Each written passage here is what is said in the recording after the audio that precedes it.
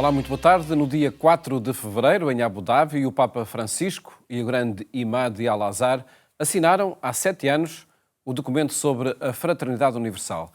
Compromisso que envolve as religiões na construção da paz e da convivência comum, que hoje queremos evocar e situar no contexto atual. Um tema que retomamos daqui a pouco, depois de destacarmos geografias onde persiste a perseguição por motivos religiosos.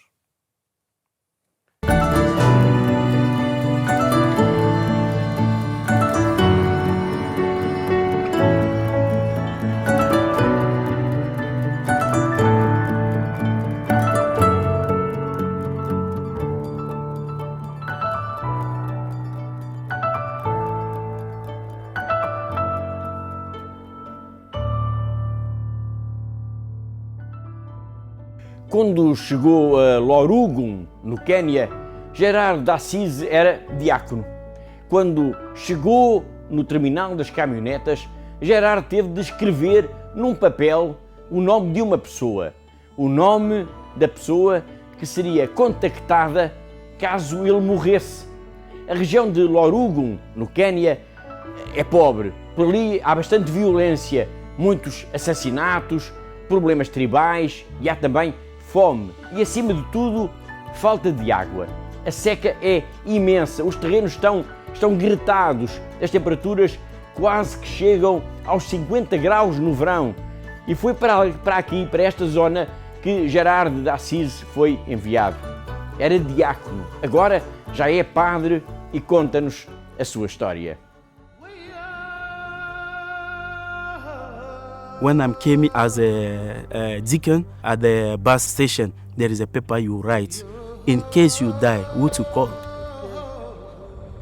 There was a lot of killings here, tribal crisis. Lack of food was the greatest challenge that time, because it was very dry. The temperature can rise up to 45, up to 46, 48 sometimes. That time I said, wow, this is a sign of hell on earth.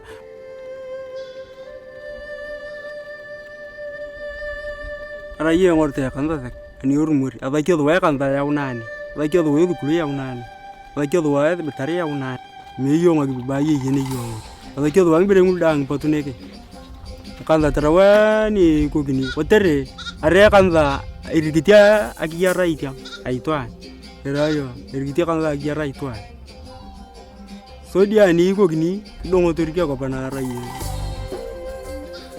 I've been impressed by this, their faith.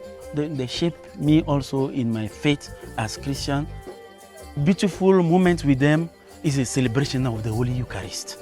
Because for me, it's this moment that God make His presence among us. Come to be with them. When they see you praise, they are happy. You come, they say, at least Father has come. He has blessed our village, has blessed our land.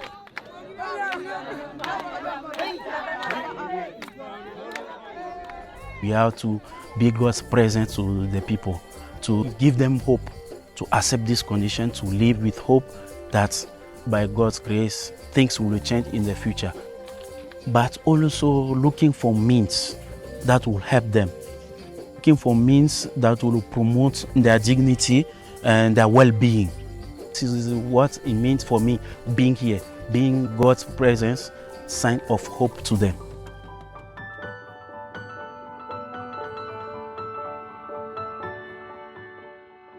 Quando chegou a Lorugun, no Quênia, Gerard pensou que aquilo era quase o inferno. Tudo era complicado, o calor inumano, a falta de água, a violência tribal. Ser missionário numa terra assim não deve ser fácil, mas nada disto o fez desanimar. E hoje, quando visita as aldeias, quando chega aos povoados, as populações ficam felizes porque veem nele não apenas o padre, mas a pessoa que representa Deus, o sinal da esperança de Deus por aquelas terras onde a vida é tão difícil todos os dias.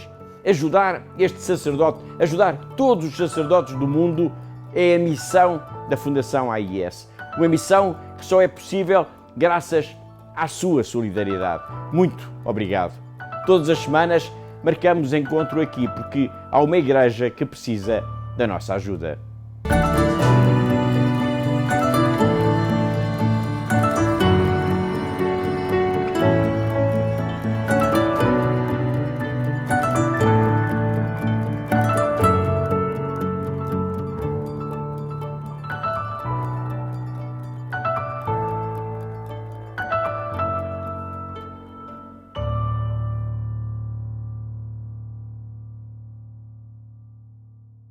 Uma parceria com a Fundação Ajuda à Igreja que Sofre, que marca o nosso programa em cada quarta-feira. Neste dia, fazemos memória do documento sobre a fraternidade humana, assinada pelo Papa Francisco e pelo Imad de Al-Azhar, em Abu Dhabi.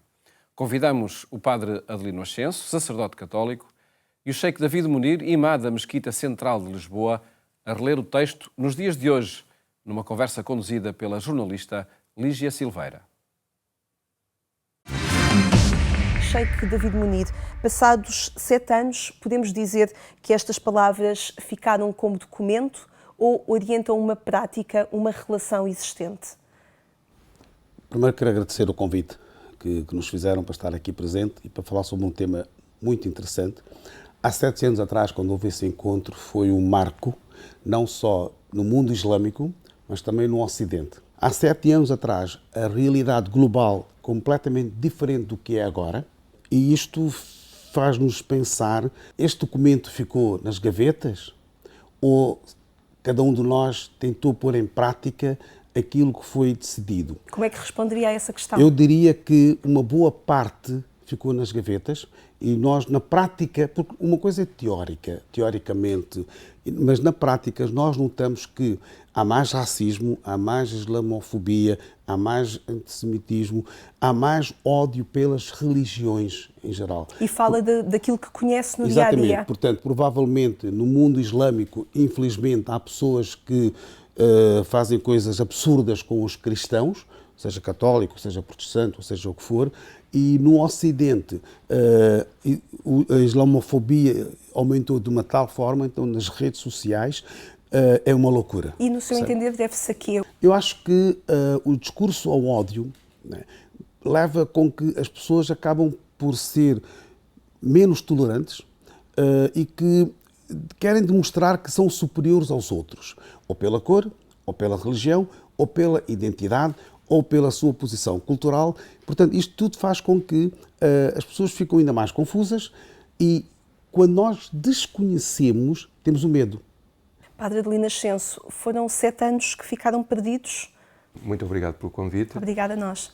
Não diria que ficaram perdidos, mas como penso que houve muitos aspectos que estão na Carta que são fundamentais, que já eram fundamentais há 7 anos e continuam a ser muito atuais, na época em que vivemos, muitos desses elementos ficaram de facto na gaveta. Houve alguma dificuldade em passar vários elementos à prática. Aliás, a barbárie que nós vamos vendo, sentindo, ouvindo cada dia, lendo cada dia, leva muitas vezes a pensar naquela frase do mestre Eckhart, que é precisamente no meio da escuridão que se reconhece a existência da luz. Podemos falar que até os conceitos de paz, de diálogo, estão em mutação, de alguma forma? Sim, tudo acabou por agudizar-se. Entrou, além das guerras, de dificuldades no que diz respeito à aceitação do outro, do racismo, da xenofobia, islamofobia, etc., surgiu um outro elemento, que é a lei do mais forte. E isso é algo terrível que a Carta, que o documento, poderá ajudar a que nos tornemos mais irmãos, que nos reconheçamos como irmãos. No fundo é isso, que nos reconheçamos como irmãos. Num contexto, pergunto-lhe, em que o Islão tem mais dificuldade em estar, como assumiu há pouco, como é que se pode ser construtor da paz? Nós temos aqui 2 coisas importantes, líderes religiosos e líderes políticos. Alguns líderes religiosos, infelizmente, não têm ou não respeitam o seu próximo, não respeitam o outro, mas há muitos que o fazem. E no mundo político também é assim, nós temos líderes políticos ou políticos que são mesmo extremistas, podemos dizer assim, mas também temos políticos a quem nós possamos confiar, a quem nós possamos ver que são pessoas que querem o diálogo, que são pessoas que veem o outro como irmão. Aqui o importante é eu vejo o outro como o meu irmão. Isso foi assumido na declaração também. Exatamente. Portanto, há religiosos moderados, há religiosos radicais, há políticos moderados e há políticos radicais. Nota-se que em algumas localidades o ambiente mudou. Refere-se à realidade portuguesa. Exatamente. Na Europa nós sabemos, infelizmente, que aquilo tem altos e baixos, mas Portugal nunca foi assim. Mudou. E as coisas não mudam de um dia para o outro. Percebe? As coisas foram-se agravando e, como eu disse no início, portanto, se eu quiser criar caos numa sociedade, eu pego no discurso negativo, eu pego naquele discurso que as pessoas querem ouvir, podemos dizer assim, e pego na parte intolerável que cada um de nós tem, porque a nossa existência tem esta parte de ser tolerante, conversar, dialogar, respeitar, mas também há outra parte que lá está, e esta parte positiva é que controla a parte negativa. Então, o que acontece com algumas pessoas que misturam as coisas todas e vem tudo cá para fora, tudo que é negativo, agressivo, e começam a olhar para o outro como arte completamente diferente, de uma forma diferente, e demonstra este ódio e demonstra essa agressividade. Isto é mau. Como é que prevê este alargamento de um discurso que leio nas suas palavras, que é populista, que é talvez intimidatório também, e que de alguma forma confunde e instrumentaliza a religião? Para além de ser um discurso populista, nós temos que ver uma coisa que, sociologicamente, nós vimos que o problema é demográfico. Baixou a natalidade, isto faz com que as pessoas ficam preocupadas, e depois há um outro discurso negativo. Vieram tomar conta, vieram ocupar o espaço. Eu acho que ninguém vai ocupar o espaço de ninguém. As pessoas estão confusas, percebe? E é isso que temos um papel muito importante. Temos um papel muito importante de educar as pessoas, de abrir as portas dos nossos lugares de culto, né, que é a identidade... Da mesquita, das igrejas. Exatamente. A identidade espiritual, religiosa é esta, né, para as pessoas conhecerem. E é conhecendo é que nós conseguimos combater o radicalismo e a ignorância. Padre Adelino Ascenso, perante esta sociedade confusa que o Sheik David Munir traça, que papel das religiões para ajudar a explicar esta confusão, para orientar caminho, para ajudar a viver em sociedade? A formação é fundamental, de facto, e devemos abrir as portas dos nossos templos para que as pessoas possam entrar e se possam familiarizar com aquilo que é a nossa especificidade. Mas há uma premissa fundamental, é abrir os nossos corações. É necessário que haja uma formação para conhecermos, de facto, o que cada cultura ou cada religião defende. Isso é fundamental, porque para nós não misturarmos aquilo que é religião com política. Portanto, eu apostaria muito na formação específica sobre as culturas, sobre as religiões e depois o contacto. É o bem que nos congrega, é a dignidade da outra pessoa que nos congrega? Sem dúvida. Eu diria que é o patamar antropológico necessário para a verdadeira fraternidade universal.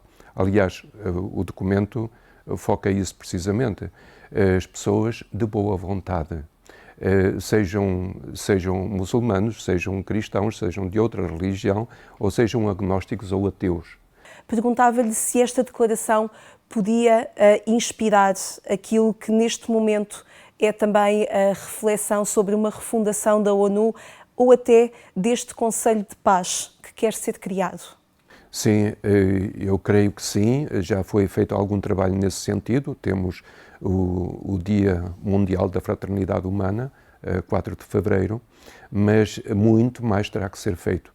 Eu diria que não é uma oportunidade, mas também é um dever, é uma necessidade de colocar vários desses pontos, ou de passar à prática vários desses pontos que estão na Carta. Sheikh David Mounir, como é que gostaria que esta declaração fosse continuada, fosse lida, fosse estudada nos dias de hoje, junto também de novas gerações, que são elas que vão continuar a construir as sociedades e as religiões, a presença das religiões na sociedade? Nós temos que apostar muito na nova geração, na educação, na formação, fazer com que a nova geração tenha uma mente mais aberta no que diz respeito às outras culturas, às outras crenças, às outras tradições. Aprendê-las, ensiná-las, tendo esta mente mais aberta, portanto, facilmente irão perceber o outro e aceitarão, não como membros da sua crença ou membros da sua cultura, mas como seres humanos. Isto, como disse o padre, é uma luz nesta nuvem que nós temos, infelizmente, nessa escuridão que vai existindo, começando pelas escolas, pelas instituições religiosas e não, haver mais convívio entre as pessoas das várias culturas e não nos fecharmos. Isto fará com que iremos ver os frutos, isto é uma semente, né? Iremos ver os frutos dessa semente não só na nossa sociedade, mas também nas outras sociedades de que também precisam de quebrar o tabu que há na mente das pessoas sobre ver o outro como o ser humano, como eu próprio. O papel das religiões na construção da paz é uma temática acompanhada pelo Centro Internacional para o Diálogo, CAICID. O seu secretário-geral, o embaixador António de Almeida Ribeiro, comenta o documento sobre a fraternidade universal e os desafios que coloca na atualidade. Senhor Embaixador António de Almeida Ribeiro, muito obrigado por estar connosco. Nós estamos a celebrar o aniversário da Declaração de Abu Dhabi, um caminho de compreensão, de conhecimento recíproco, de cooperação. O que eu lhe pergunto é, passados estes 7 anos sobre o documento, qual é a importância que ele mantém num momento em que nós percebemos que há um crescendo de discursos que apelam ao pior, talvez, do que o ser humano tem assim perante quem é diferente, perante quem não professa a mesma fé, perante quem não tem a mesma cultura?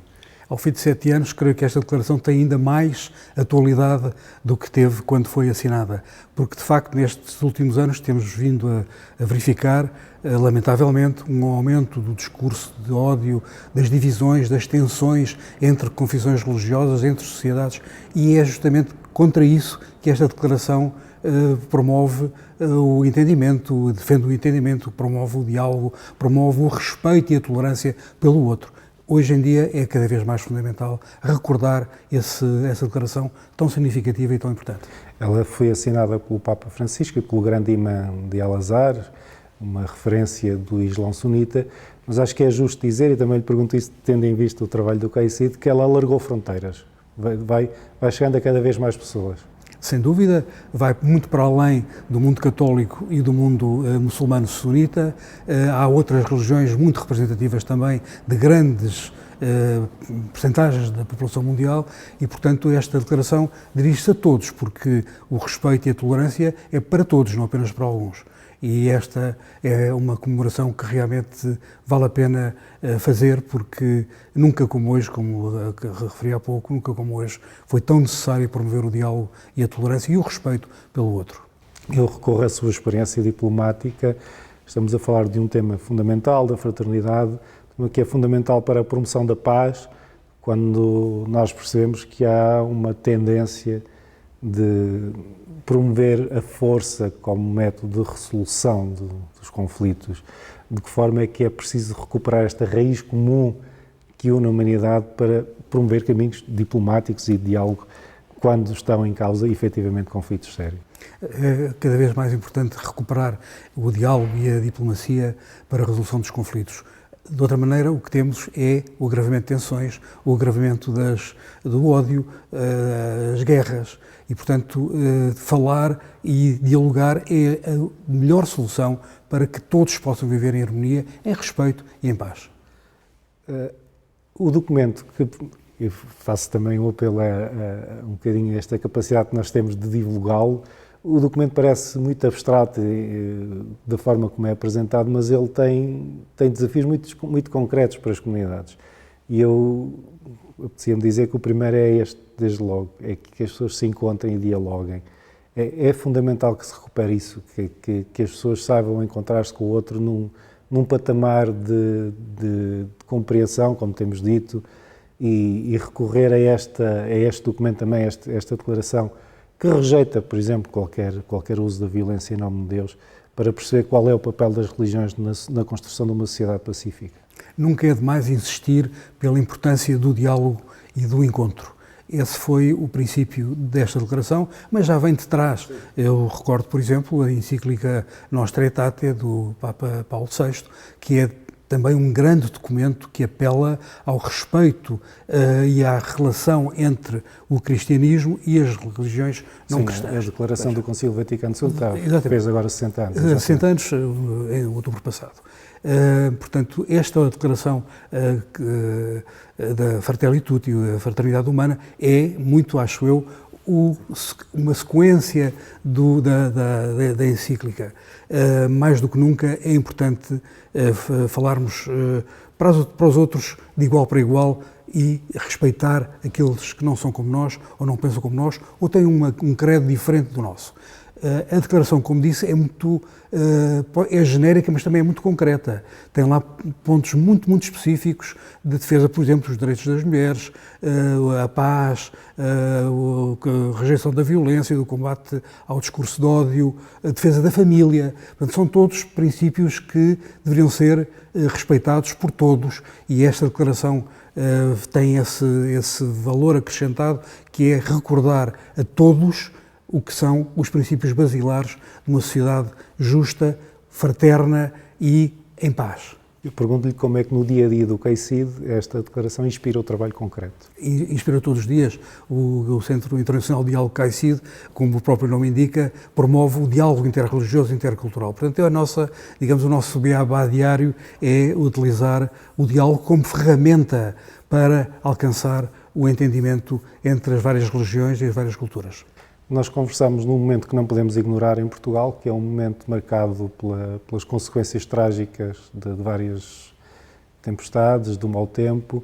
No terreno, nós vemos que muitas vezes estão lado a lado a colaborar, sem distinção, pessoas das mais diversas proveniências, das mais diversas religiões, das mais diversas culturas. É um exemplo concreto do que deve ser esta cooperação de que fala a declaração. Sem dúvida que sim, e Portugal tem uma tradição desde séculos de convivência, de acolhimento do outro. Sempre fomos um país aberto e eu espero que continuemos a sê-lo.